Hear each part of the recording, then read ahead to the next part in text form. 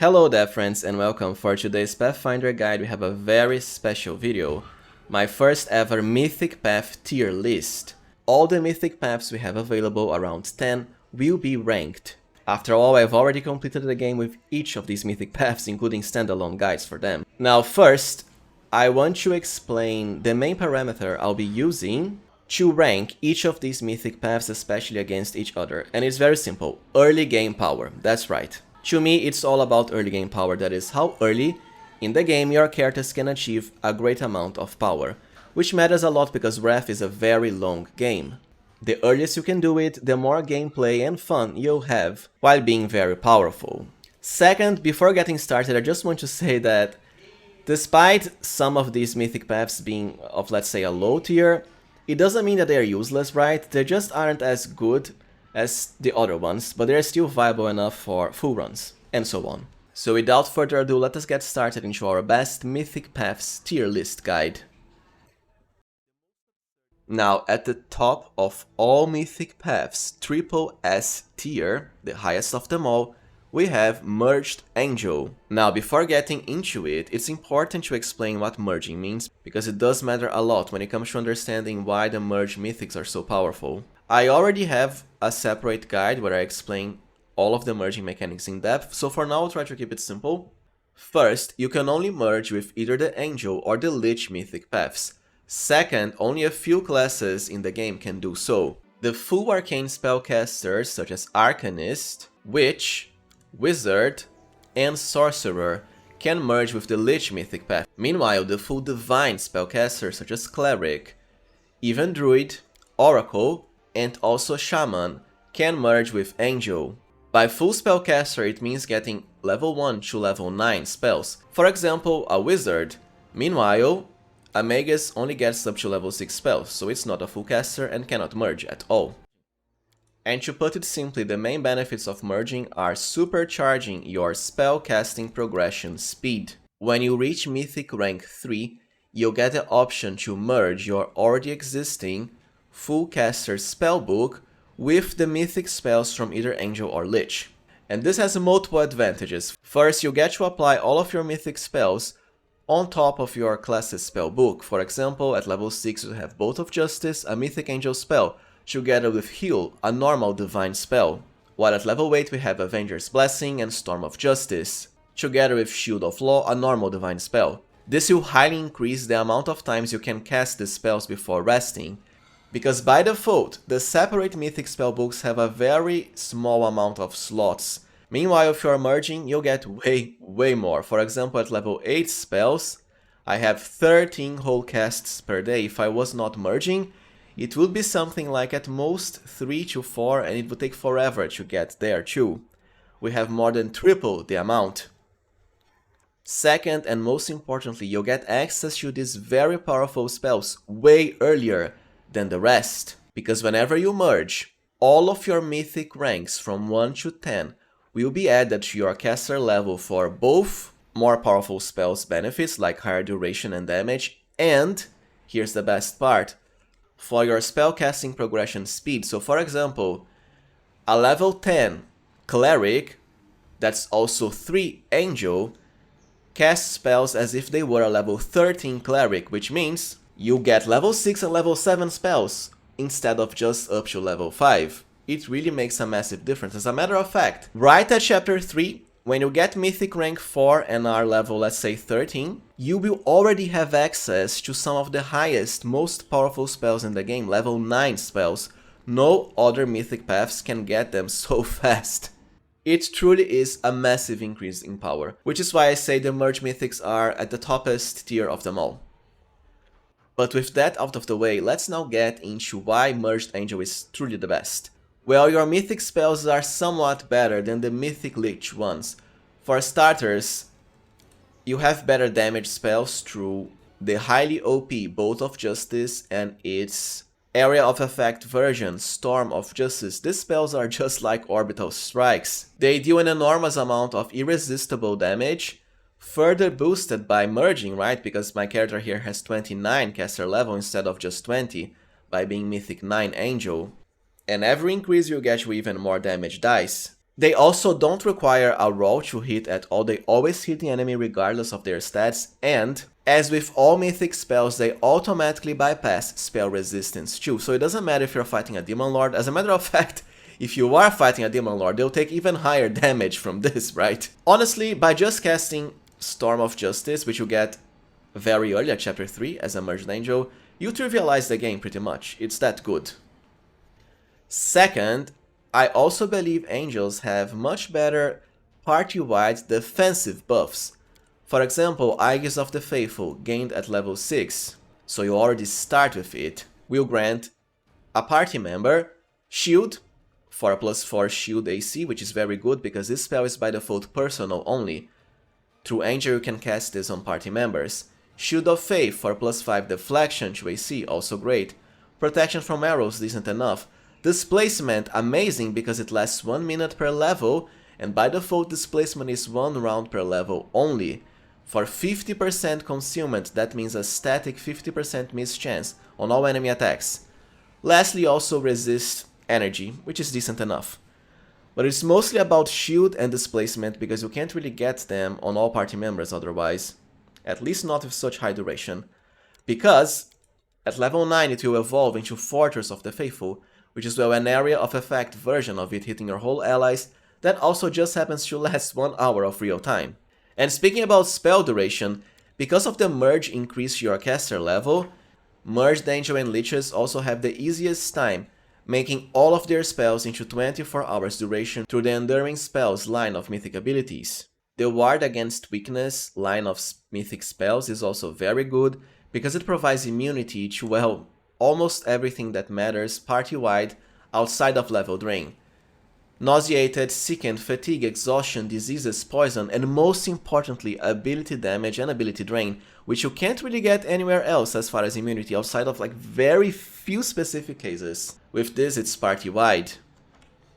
Even dispelling enemies is easier as a Merged Angel or Lich because of, once again, the increased to caster level. Some form can also provide you with the highest amount of AC possible by adding your entire Charisma modifier as deflection to AC. And of course, as level 10 spells, Angel has a self-revive through Phoenix Gift, and Army of Heaven, which is pretty much the best party-wide buff in the game, granting you low duration, very powerful spells permanently, such as Avenger's Blessing, Mind Blank, and Holy Sword.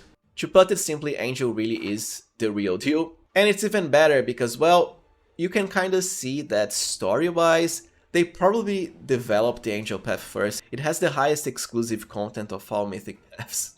There's just no comparison, for both gameplay content and even story. Lastly, before getting into Merged Lich, don't forget that the Merged Mythic Paths is not just about spells, right? Because here's the craziest part. You still get all of the other Mythic Path features, such as Sword of Heaven and Angelic Halo for Angel, that you can upgrade through Everlasting Flame and Piercing Rays and so on.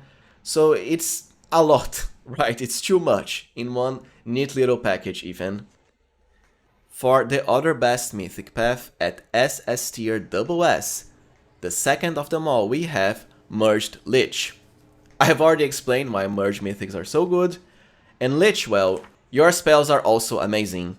As a matter of fact, Lich probably has the highest survivability of all Mythic Paths. You can acquire enormous amount of hit points with an easily rechargeable tool of temporary HP to keep you healthy and protected, just like a true immortal Lich should be. You have unique spells like Eyes of the Bodak that grant you a level drain aura without a saving throw, the highly OP Vampiric Blade which provides you vampiric regeneration, that is, whenever you hit the enemy with your weapons, you'll be healed by a massive amount, which means you pretty much never die. Not to mention very powerful self-buffs, like Power from Death to increase your attack rolls, damage, which is also why Lich is quite versatile, in that even if you are a full spellcaster as a Lich like a wizard, you can achieve decent melee potential, it's all about the buffs.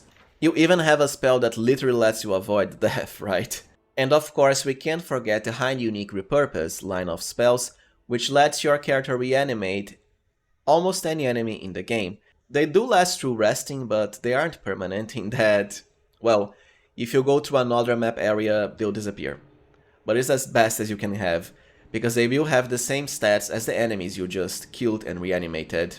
And by the way, There's no summon limit in the Pathfinder game, so you can have as many as you want, limited only by, well, the number of spell slots you have. Amusingly enough, it will work even on bosses, that's right. False Grace can provide your whole party with a nice amount of temporary hit points too. And speaking about party members, through the Blessing of Unlife buff, you can make even living allies, like the usual story party members such as Camellia, Darren, Social, and so on, acquire undead immunity. They won't become undead, but they'll have all of the undead's immunities and be healed through negative energy damage, which matters a lot for Lich because you do have many spells to heal yourself and your undead allies, including the ultimate Negative Eruption, which pretty much heals every party member to full, together with buffing their attacks, even granting them temporary hit points. Considering how many times you can cast this as a Merged Lich, it's like I said before, you'll never die. You are an unlimited battery of hit points and damage and everything added up once. That's the power of Merged Mythics. Lich also has damage spells through Exsanguinate and Feast of Blood, its area of effect, kinda like Storm and Bolt of Justice. It's just that the damage is much lower than the Angel ones, but at the very least, they're also irresistible and doesn't require a roll to hit. Now, unlike Angel, I must say the actual Lich powers, that is, outside of your spells, are quite powerful as well, and they can further help you specialize into either more casting power or more melee. I prefer to go the melee path because you're already powerful enough spells-wise as a Lich, but there's some really fun picks here. Withering Life, for example, makes it so that your spells automatically debuff the enemy's stats. Deadly Magic makes it so enemies cannot resist against your spells and are blocked outright from casting spells themselves, which easily trivializes, for example, the final boss. And of course, the great melee boosting ones. You even get a Skeleton Pet at Mythic 3, together with an aura that further boosts your undead allies, and even an increase to the caster level of your spells and all of your party members. Now for the last of the toppest of all Mythic Paths, we have Trickster. Trickster is so good that I dare say it's the most optimal choice for pretty much almost any character that does not want to merge with Lich or Angel. In 99% of cases even. The benefits it grants you are amazing. First, Trickster will increase your critical chance to the max. I have 11 to 20 here. More like 10 to 20 for 55% critical chance when combined with the Knowledge World 2 Trick, together with a massive ×7 critical multiplier, so you aren't just getting critical hits more often, you're also one-shotting the enemy with them. Now the Trickster critical upgrades, the best part is how early this can all be acquired. Right at Mythic 4, through the Perception 2 Trick, your character will gain access to the special list of Trickster feats, such as the improved critical line, which of course further increases both your critical range and damage, even completely normal spell, which can help for spellcasters too, is just not as impactful as improved critical, but it does let you reduce your spells level by 1 for more castings of them, even infinite casting when it comes to level 1 spells. Last but not least, and a big reason in why Trickster is so OP, this will also apply to all of your party members, that is, they can also select these feats when leveling up during normal progression. So a character like Scylla, for example, can have 13 to 20 critical range with her long sword. By default, the maximum would be 17 to 20 only, it's quite a massive increase. And of course, if she was wielding a rapier, she would then get 11 to 20, just like my main character here. Because these feats can also be selected through bonus feats, for example from classes like Fighter, you can get many of them right at once. So just at level 11 I could already achieve improved critical and the next one to maximize your critical range, just like that. There's another reason why getting critical hits so often is so powerful, the Outflank Teamwork feat. By default it's already one of the best feats in the game because it increases your attack rolls against flanked targets, very easy to do in Wrath. But most importantly, whenever you have this feat and score a critical hit, if nearby allies also have outflank, they'll immediately get a free attack against the same enemy. And if one of these free attacks is also a critical hit, well, the chain will just keep on repeating itself. To put it simply, you get one critical hit and the enemies will just explode. It really is the easiest way to handle enemies when it comes to melee. Now, the Trickster spells themselves aren't particularly good, certainly nowhere near as good as Angel or Lich, or even others like AZATA, but the best one definitely earns its spot, Trick Fate. Whenever you cast this on either yourself or any ally, for 3 rounds, this can be extended for double, you always roll 20 on all d20 rolls, which of course means instant 100% critical chance. Together with always making saving throws too. And always hitting the enemy, of course, it's really good. And through the completely normal meta magic feat you also get from Perception 2, you can reduce Trick's Fate's level to level 6 for even more casts. Now the only annoyance with Trickster is that for spellcasters it's not really as optimal. At least for full spellcasters, because you have to compete with Merged Angel and Lich and there's, well, just no comparison. Anyways, there's also other nice bonuses from being a Trickster. It's not just about the critical feats from Perception rank 2. First, you have sneak attack progression for free, 1, 2, 3, 4, 5, which will stack with your normal sneak attack from, for example, the Rogue class. Knowledge Arcana 1 can be acquired very early and lets you increase the enchantment bonus of weapons and amulets Armor 2 by +1. So for example, a +5 weapon will become +6 when you find it with a Trickster. Knowledge World 2 of course is also amazing by increasing your critical chance even further and completely bypassing the most annoying Pathfinder and Dungeons & Dragons mechanic, automatic failures whenever you roll a 1. With this, your 1s will become 20s, which just happen to be automatic success instead. And by the way, also works for your whole party members. Lore Religion 2 lets you get domain abilities, which are very powerful too from the Cleric class, together with some divine spells. The Athletics rank 3 is also quite useful because it's the only ability in the game that lets you acquire higher than 20 base attack bonus unless you are a legend. With this, if you're a high base attack bonus class, you can go for even up to 25 BAB for more damage and more attacks per round. There's other fun abilities too, like Infuse Magic Device. The last one lets you gain a full Wizard spell book. That's right. So even if you are, let's say, a fighter, you'll be able to cast spells as if you were a level 20 wizard. As I said, Trickster is not only just fun, it's also extremely optimal. And most of your powers are gained right at Mythic 4, just like Merged Angel and Lich, for that nice early game power boost. Now we are at A tier, so lower than S, but still quite good. And the first one is without a doubt Caster AZATA. As an AZATA you'll get not only the very fun and unique Aivu the Dragon Companion that you can even ride in battle, but you also get a lot of nice superpower abilities. And the best ones definitely favor spellcasters, especially the first one you get right at Mythic rank 4, so similar to when Lich, Angel and Trickster would also get a lot of power. Favorable Magic being the best. It's quite a loaded ability and does multiple things. First, and most importantly, whenever the enemy tries to save against your spells, damage or crowd control, it doesn't matter. They have to roll twice and take the worst result. It doesn't need any saying this highly increases the chances of the enemies failing their saves, especially by avoiding automatic successes if they were to roll a 20. Second, this also works for spell penetration purposes because you get to roll twice and pick the best result. It helps a lot as all demons you fight in the game have spell resistance, even the lowliest, weakest of them all.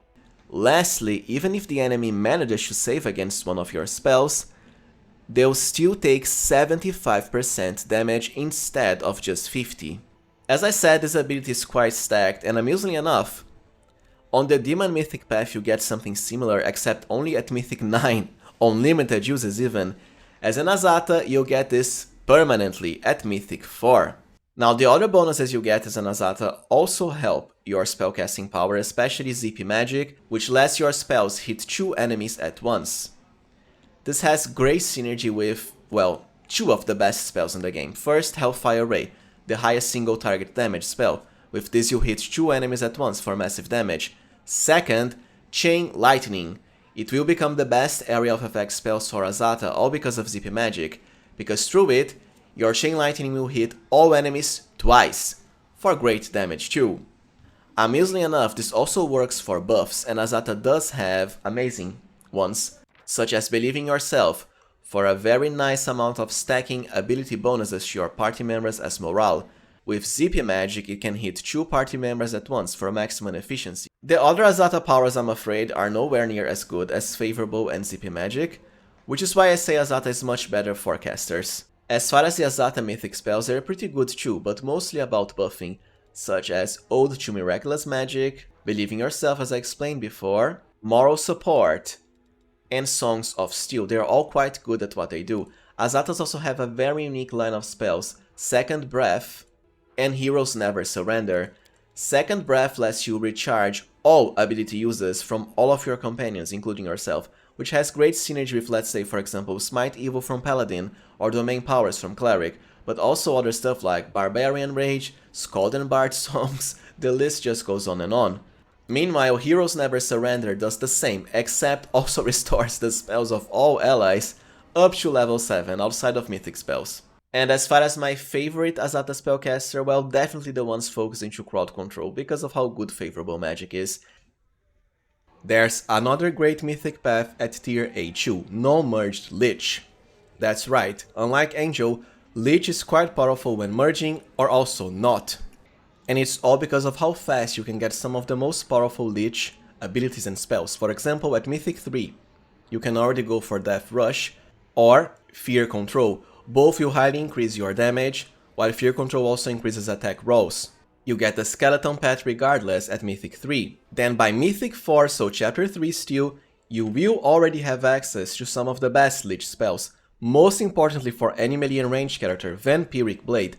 By itself, this spell will trivialize the game, because, well, it will increase your damage by a lot and also let you heal from all of your attacks. To put it simply, you'll never die with this. That's not to mention the other spells I've covered before, like Eyes of the Bodak and Power from Death. But it's mostly about Vampiric Blade. It really is a game changer if you're planning on going melee. Then at Mythic 5, you will already have access to the Undead summoning spells, which can also help. While for Angel, the good spells only come around Mythic 6, mostly 7+. Now at B tier we have the Demon Mythic Path. Demons actually have the highest potential for both spell and melee damage than all other Mythic Paths. And you might ask, well, why aren't they SS tier then? Well, you can only be at your optimal maximum power whenever you are under your Demonic Rage ability. And by default, for most of the game you'll only have a few uses of it, around 3 to 4 per rest, which isn't really as efficient as something like AZATA with permanent favorable magic or the Merged Angel and Lich spells. But on the other hand, when you are raging, you'll be quite the force to be reckoned with. You get bonuses to attack, damage, even caster level and saving throws of your spells. And you can apply a lot of extremely powerful demonic aspects on top of your rage abilities.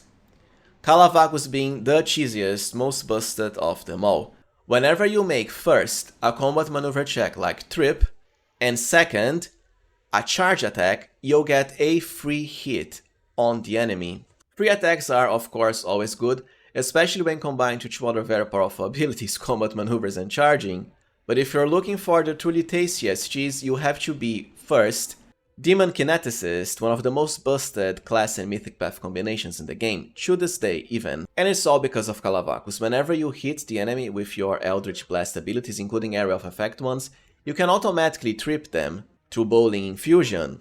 With Calavagus, you'll also get a free Kinetic Blade attack against all enemies hit for a massive amount of damage. Another very fun combo is Demon Shifter. Because of the wolf form, it trips on every single one of its attacks for free.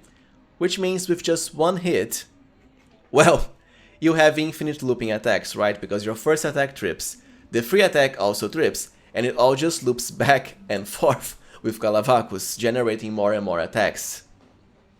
It really is quite the sight to behold.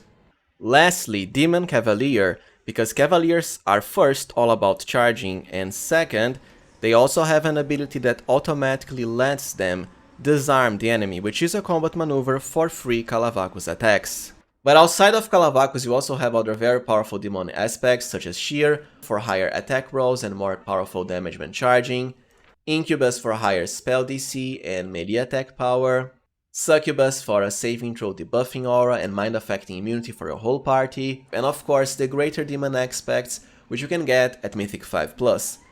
Vavakia provides huge bonuses to strength, while Baylor to constitution, while also sharing the normal rage power bonuses with all party members automatically. Honestly the best one. Culminating in the Demon Lord aspects at Mythic 9 and 10. Nocticula being the best because she lets you apply all of your rage powers including aspects to another ally at once.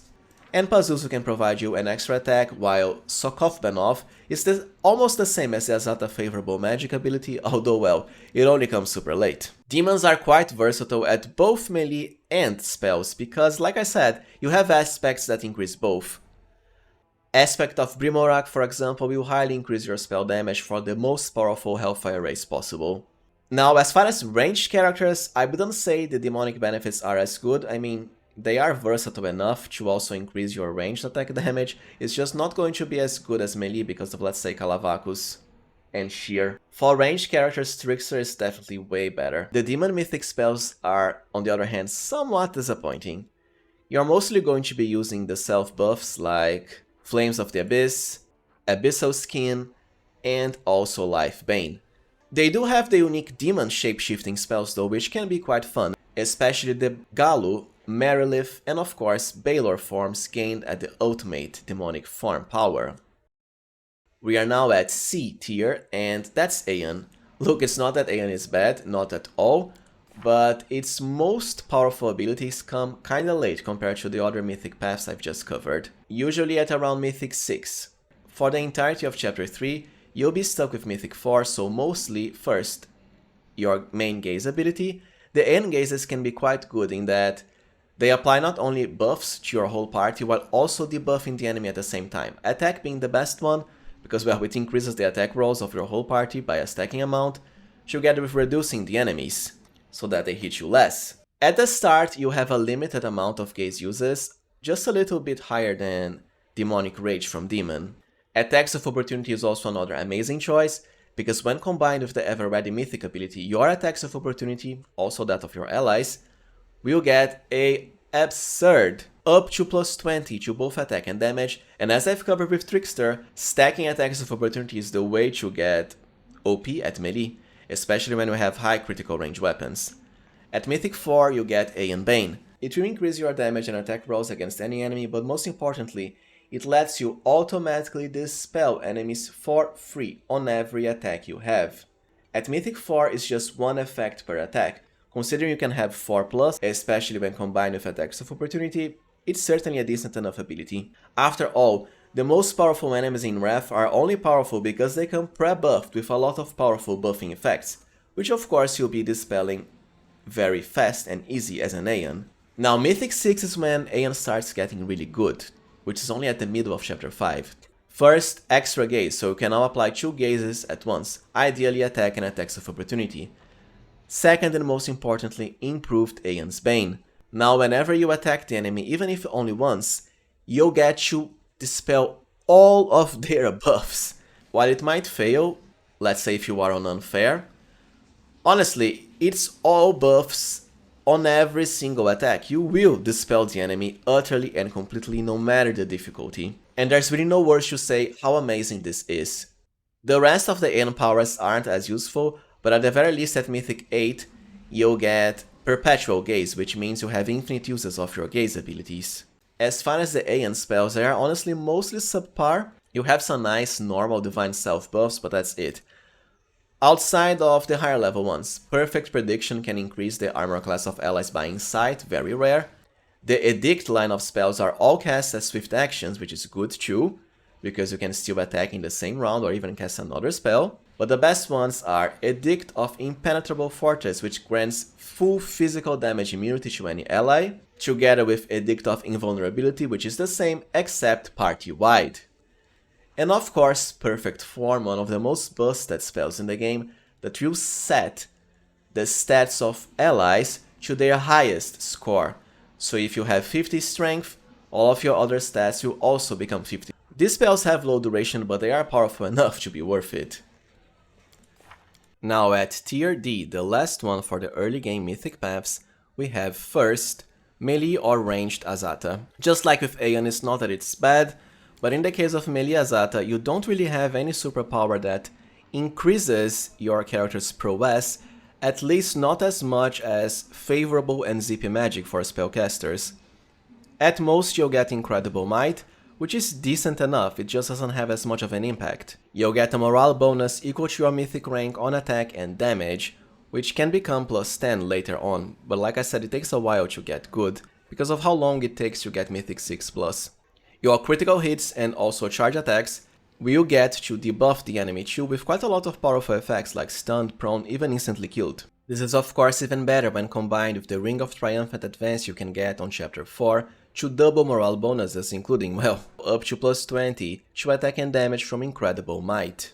And well, you'll still get to retain all of the nice AZATA buffs and spells. We have yet another Mythic Path on D tier, Unmerged Angel, and I'm afraid this is the weakest of them all as far as early game power. Because, unless you're merging with Angel, and unlike Unmerged Liches as I've covered before, it takes forever for you to get good abilities as an Unmerged Angel. For most of the game you'll only have your Sword of Heaven and Angelic Halo, which are nice but not that good as standalone abilities, that is. It is only at around Mythic 7 that you start to get really good, and that's because most of Angel powers comes from their Mythic spells, and non-merged characters take forever to get them. For example, you would only get level 7 Mythic spells on your separate spellbook at, well, Mythic level 7. For great spells like Sunmarked, Ward Against Weakness, even Mythic 6 can also work because of Aegis of the Faithful and Bolt of Justice. But look at how little spell slots we have, right? Even at Mythic 9, we only have 2 level 9 spell slots. Meanwhile, Unmerged Angel has what, 14 as I've covered before? There's just no comparison. You can only cast the best spells 7 times as much. So I'm afraid if you want to be an Angel Paladin, you kinda have to make do with the fact you will not be anywhere near as powerful as an Angel Oracle, Cleric, Druid or Shaman, at least for most of the game. Alright, now it's at last time to cover the late game Mythic Paths, and I've decided to rank them separately on a new list because, well, as the name itself implies, they are late game Mythic Paths. What this means is you'll first have to be an early game Mythic, as I've just covered, and then only at the beginning of chapter 5, that's a lot of gameplay time, do you get to change into one of the late game Mythics. So it wouldn't make much sense to me to say, oh, Legend is amazing. I mean, it is, but you have to spend most of the game being something else, if you know what I mean. But anyways, let's get started. And as the highest one at the top of it all, triple S rank, we have Legend. But it's not just Legend. Any path can become a Legend, right? But some paths, when turning into a Legend, well, they're just simply way better, because they get to keep their most powerful early game Mythic Path benefits. And there's 3 of them, which by the way just happen to be the strongest Mythic Paths we covered before. Merged Angel and Lich, and of course Trickster. So long as you don't respec your Merged Angel, Lich or Trickster, after becoming a Legend, you still get to retain their most powerful benefits. First, Merged Angel and Lich spells of course, such as Fortress of the Faithful and Storm of Justice. You get to keep it all up to level 9 spells, which trust me make a huge difference because they are only the most powerful benefit of Merged Angel and Lich. Also, if you're going with a Trickster, you'll get to retain all of the special Trickster feats, including the higher critical range, and of course the same for all of your party members. And that's on top of all you get as a Legend too, which is why these paths into Legend are top tier. Now the Legend path does have its downsides in that you'll be limited to Mythic abilities or feats only up to Mythic 3. Well, more like Mythic 2, because at 3 you don't get to pick a new Mythic ability, so you'll lose everything else you picked before. The benefit, however, is really strong. All of your ability scores will be increased by +4, which is great, but most importantly, your level cap will be doubled. Now, I don't think I need to explain how absurdly powerful this is, right? Because if you can already make super OP characters with just 20 levels, imagine double that for 40, which you can of course combine in any way you see fit. You can even pick one level into every single class if you want. Legend, however, is much better suited for martial characters, both melee and ranged. And the reason is simple, you don't really get any caster level increases past level 20. 20 is the max. But you do get higher base attack bonus progression. My character here has 40 levels, 20 into Ranger Demon Slayer and 20 into Fighter Mutation Warrior, both classes that have high base attack bonus progression. What this means is they gain +1 every level. So at level 40 I have 40 BAB instead of just 20, the maximum for any other Mythic path outside of Trickster, which can get 25. The end result is of course much higher attack rolls, to the point Legend doesn't even need to be buffed to easily hit all enemies. And better damage too, because the higher your BAB, the higher the bonuses from power attack and mythic power attack. Which is also why I often pick mythic power attack at mythic 2 to retain as a legend, and ignore mythic critical. We just don't have space for another mythic feat. Of course, you'll also get a massive boost to your hit points, even saving throws as well from double class progression, together with all sorts of OP class features you might be stacking on top of what you already have, right? It's up to you. The sky's the limit. So Legend is definitely the most customizable mythic path of them all, at the cost of, well, being a late game mythic only.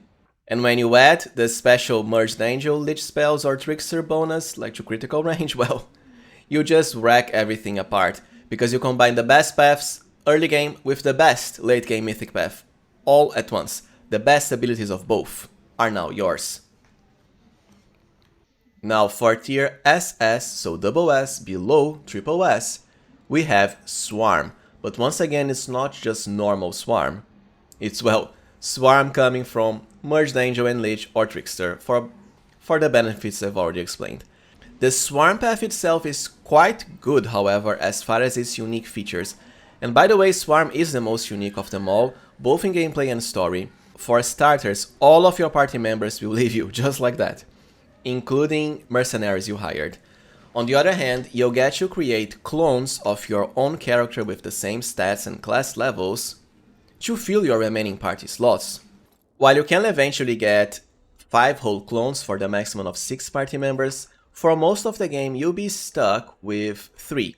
Right, you have 1 clone at Mythic 8, then 2 at Mythic 9, which is kinda fast for a Swarm. And only at Mythic 10, super late game, only before the final boss, do you get the remaining Swarm clones. But even 3 is more than enough, because like I said, we are keeping the best benefits from the early Mythic paths. And get this, they apply to all your clones, right? My main character here has the Angel spells, because he was a Merged Angel before. All of my other clones also have all of the Angel Mythic spells. So it's rather silly, but it's like having 6 Merged Angel or Liches at once. It's very broken, very overpowered and cheesy. If you thought just 1 Storm of Justice was good enough, well, imagine having 3 to 6 per round, or even more when you consider quicken spells. You just delete everything on sight. Now the other Swarm benefits are quite good as well. They have 2 very unique abilities. Most importantly at Mythic 9, with Eye of the Swarm. It doesn't say here, I'm not sure why, but to put it simply, whenever you're under the Swarm Feast ability, you'll get not only full immunity against physical damage, bludgeoning, piercing, slashing, doesn't matter, you take 0 damage, always, any weapon, any enemy, together with a massive increase to your reach, so your character can literally attack from the other side of the map, even with melee weapons. It's almost like shooting a greatsword at the enemy, if you know what I mean. That's not to mention all the nice bonuses Swarm get too, like increasing your stats, granting you regeneration. And by the way, it's both mental and physical scores, although the mental stats only come at Mythic 10. Physicals at Mythic 9 with Eye of the Swarm. And you can also replace Swarm Feast for Swarm Form, which will highly increase your armor class as well. My character here has 110 as a Merged Angel into Swarm. So while Swarm might be the loneliest path, it's definitely very powerful. Now for tier A, below tier S, we have Normal Legend. I mean, I actually have one with a Trickster here, but it's a legend that was before a non-Merged Angel or Lich or Aeon and AZATA Demon too. To put it simply, because of what I explained before, the fact Legend has an extra 20 levels that you can customize any way you see fit, well, it's definitely powerful enough as a standalone power. On the other hand, you simply will never have as much power as with before being a Merged Angel and Lich or Trickster, because you'll get to retain the best abilities of those mythic paths on top of Legend. It's just the way it is, I'm afraid. Now for tier, let's say A-, we have Gold Dragon, but not any Gold Dragon. First, the classic Merged Angel and Lich or Trickster into Gold Dragon. The main reason I'm ranking Gold Dragon lower than the most powerful variants of Legend and Swarm is, well, the Gold Dragon unique abilities aren't really as good as what Swarm and Legend provides you. You have the Gold Dragon Breath, which will never deal very high damage and costs an entire action, so you can't attack at the same time you cast it. You have, of course, the namesake of the path, the Gold Dragon form. This ability really pisses me off, because there are spells in the game that can already turn you into a dragon. Level 6, 7 and 8 have the dragon kind line of spells arcane casters get. Meanwhile, level 9, for let's say druid, arcane casters, most casters have access to shape change, which also lets you become the strongest dragon form. And here's the thing, the form you get from Gold Dragon is exactly the same stats-wise as that from Dragonkind 3 at spell level 8, or the shape change spell. So if you were, let's say, a merged druid angel, right? At chapter 3 you would already have access to this form. Why wait until Mythic 9? I really think this form should be made stronger, if only to make it unique, truly unique to the Gold Dragon path.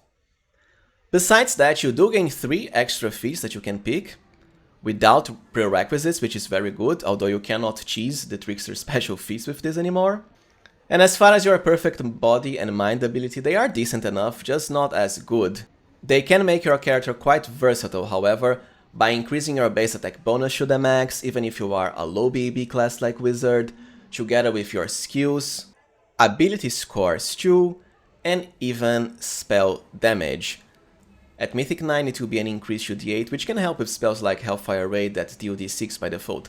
But the best is of course Perfect Soul, which changes it to D10, at the cost of, well, just like the Swarm Ultimate clones, coming right before the final boss only, I'm afraid, because of how late Mythic 10 is. As far as tier C for the late game Mythic Paths, we have Caster, AZATA into Devil. This does matter because Devil is quite unique in that it branches off 2 very specific Mythic Paths earlier, AZATA or Aeon. And going with AZATA makes for a much more powerful Devil character, because you'll get to retain the most powerful AZATA abilities. You lose a Dragon Companion, but you keep all the superpowers you picked up to Mythic 6. Which of course for a spellcaster is all you could want, because you get access to both favorable magic and zippy magic, as I've explained before. You also get to keep the AZATA spells, as Devil does not have a unique spellbook, together with all the unique Devil abilities on top. The best one being the Hell's Decree, of course. Hell's Authority is amazing too, but it only comes at Mythic 10, as it can replicate the Angel's Sword of Heaven, or most importantly the Demonic Rage abilities, even as a Devil. Anyways, for the Hell's Decree you have 2 that really stand out. Decree of Never Ending War, because it can force enemies to fight amongst themselves and completely ignore your party, bypasses all immunities, works even on, let's say, swarms. And well, favorable magic will help you hit this even harder. Hell's Fire can provide some damage, but it won't be amazing, together with an instant kill effect. You also have spell difficulty class boosts for every spell school, but they can only be applied on party members, and even the Decree of the Hunt, to increase the attack rolls of one of your allies against an enemy by a massive amount. The Hell's Seals, on the other hand, are kinda poor in comparison. Also at Mythic 9 you get the very fun Hell's Vengeance ability, which most importantly lets you cast the super powerful Hellfire Ray spell at will. Even better when combined with zippy magic for 2 enemies hit at once. For tier C we have the normal Swarm. Like I said, just physical damage immunity together with amazing reach. Oh, and I actually forgot to mention this, but under Swarm Feast you even get to hit your melee attacks as touch attacks, right? Which is insane. It pretty much guarantees you'll hit everything in the game, even when unbuffed. But yeah, these benefits alone are very powerful for a Swarm. It's just that there's no comparison with having them and everything else from, Angel, Trickster and Lich on top. Together with the fact you are forsaking your party members, so you really need to be as good as a single solo character first, as your clones will be based on you. For tier D, it's time to cover the normal Gold Dragon. As I explained before, the Gold Dragon unique bonuses are mostly subpar, at least when compared to what Swarm and Legend get. So forsaking all of your previous mythic powers for them, well, it's not exactly optimal, right? But it can work. Just don't expect it to be as powerful as the other options I provided. As far as the worst, lowliest tier of them all, tier E, we have Devil from the Aeon Mythic Path. As I explained before, Devils have to first be either AZATA or Aeon, but if you are an AZATA first, you'll get to retain the most powerful AZATA benefits. For Aeon, not so much. For starters, you lose access to all of your gazes, just like that, which will cut your Aeon powers in half. On the other hand, you still retain the Aeon Bane, including the very powerful instant dispelling ability for all spells on every single attack you have, which by itself is amazing. It's just that, in comparison to retaining the AZATA powers, it's not really as good.